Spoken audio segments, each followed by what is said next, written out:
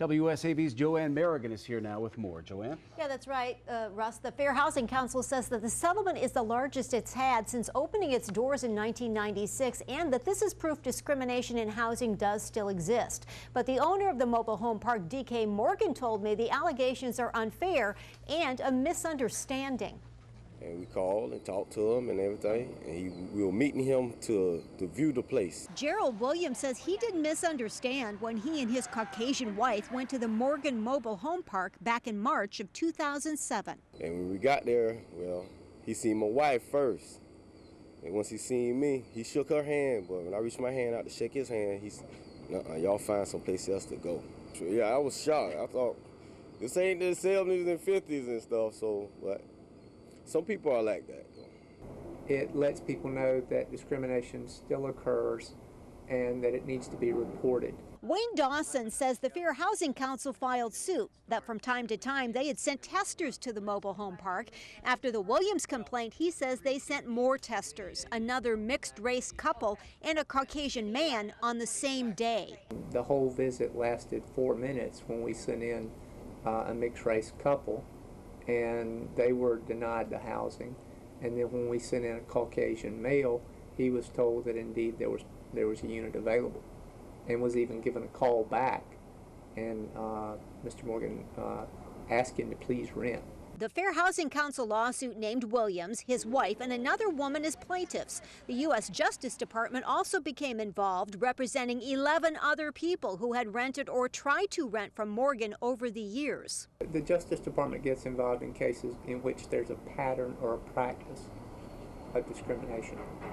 And we found that some of the discriminatory conduct had gone on over a long period of time. On June 23rd, the case was settled after both sides met with a mediator. A consent decree was signed off by a federal judge in which Morgan agrees to a settlement. What is your side of it? Well, it's all inaccurate.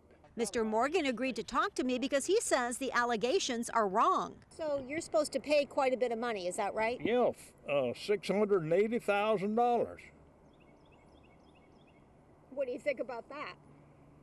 That's just outrageous when I'm not guilty of what they said.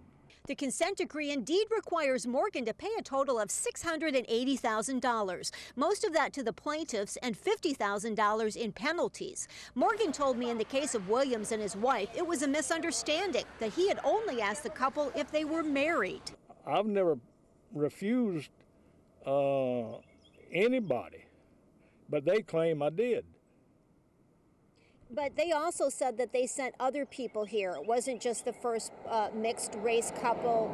The Fair Housing Council says they sent other people here and the same thing happened. They paid 2 or 3 people. They paid them to come out here. Dawson says the testers got paid a nominal fee of $35. Mr. Morgan feels like he was trapped. How would you respond to that? This practice of testing has been judged by the Supreme Court to be a valid method for monitoring discriminatory housing practices. This is not entrapment. Our testers don't go to find something that doesn't exist. Morgan says he agreed to the settlement because this has been hanging over his head for 3 years. If these people came back to you, would you say you were sorry, or you say you didn't do anything? I didn't do anything. Morgan thinks the lawsuit was just about paying somebody, but Williams has a different viewpoint. It wasn't for the money. It was just stopping, basically, prevent anyone else going through what me and my wife went through. Morgan has about 75 to 80 units, and he told me he currently has 1 African-American tenant. Now, in addition to the settlement, Morgan also has to hire an independent manager to show rental property, something he also disagrees with. The Fair Housing Council says most cases of alleged discrimination are not reported, and this suit is an example of why people should come forward. Joanne Merrigan, WSAV News 3.